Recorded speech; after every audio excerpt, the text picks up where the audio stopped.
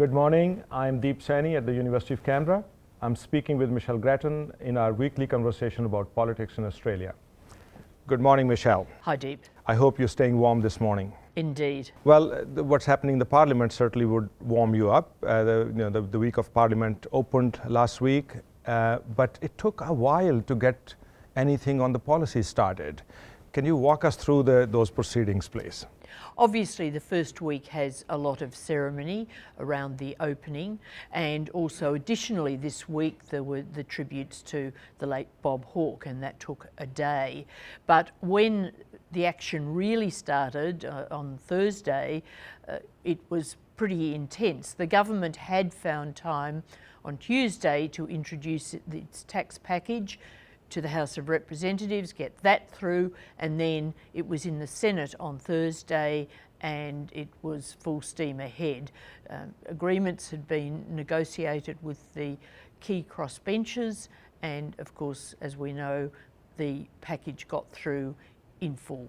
The package would be a good place for us to start, but let me just say that how sweet it was to see the tribute to Bob Hawke, an iconic figure in Australian politics for a long time. And a very unifying figure. Certainly we have seen an outpouring of recognition and celebration of his life from both sides of politics, really right across the political spectrum, across the Australian community. And I think that reflected how much he related to ordinary people in a very natural, authentic way. There was nothing contrived about it.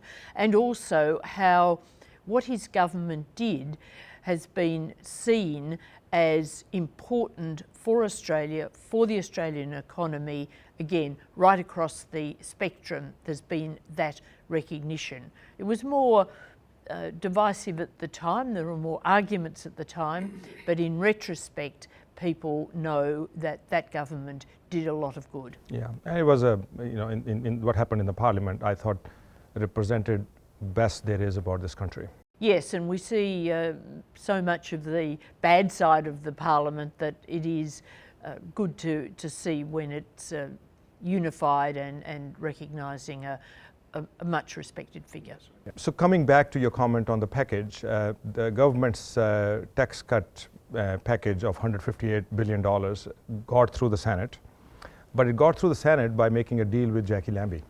And now we don't know the details of that deal, but do you think she, behind the scenes, managed to get some of the housing debt forgiveness for her home state of Tasmania? It's not clear whether she got the forgiveness, although I think that she thinks, or her people think, that she did. It may be that the government really finds some clever way to deliver money for Tasmanian housing without forgiving this housing debt, because one downside of doing that is that other states will say, forgive our debt too on this area. So, as you say, we don't know the detail, but she can't be dudded by the government, because she would be in a very bad mood for later legislation if that happened.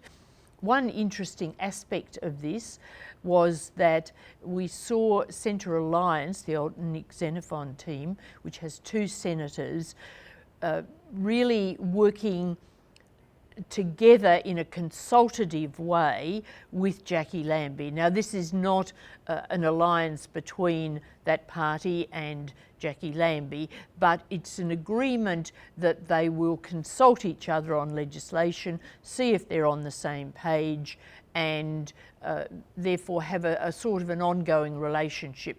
Why is this important? Well, it makes things easier for the government in a way, because things will be sort of pre-chewed, as it were, when it's looking to pass legislation.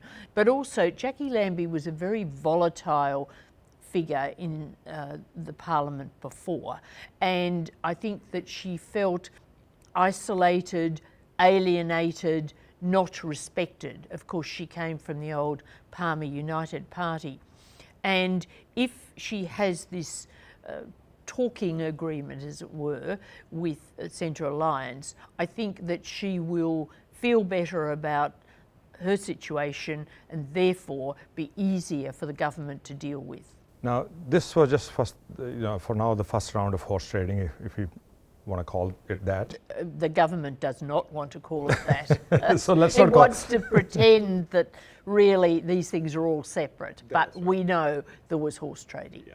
So let's not call it horse trading. Let's just simply say that the government will also need Jackie Lambie's support to repeal the Medevac bill. Why does government want to do this? Is it worth even doing? And then second, are they likely to get her support? On the first question, I don't think it's worth doing. I think that this legislation, which of course was inspired by Kerryn Phelps, the independent who's no longer in the parliament, but is lobbying for it not to be repealed, it was passed against the government's opposition in the last parliament when it fell into minority government. The legislation seems to have worked well. There has not been the flood of people into the country from offshore that the government had suggested, and I think the government only wants to repeal it because it said it was going to be a problem and it sort of ideologically committed to repeal it. Not only haven't we had a lot of refugees being transferred under it, but we haven't had a lot of activity by people smugglers in the last few months. There's been a little bit, but not a lot. As for Jackie Lambie, I think it's a big question mark. She says she's considering the situation. We do know that on this, Centre Alliance is very against repeal. There will be a Senate inquiry over the next little while, and that will produce a whole lot of evidence, and I would expect that Jackie Lambie will be influenced by the balance of that evidence. All right, let's switch to the finances of the country. The Reserve Bank lowered the interest rates to 1%. That is quite a significant lowering of the interest rate, and they have signaled that it could go even lower. At the same time, they are also asking government to do more to lift the economy. Can you give us a sense of what is going on in the economy and where are we heading with these kind of actions by the Reserve Bank?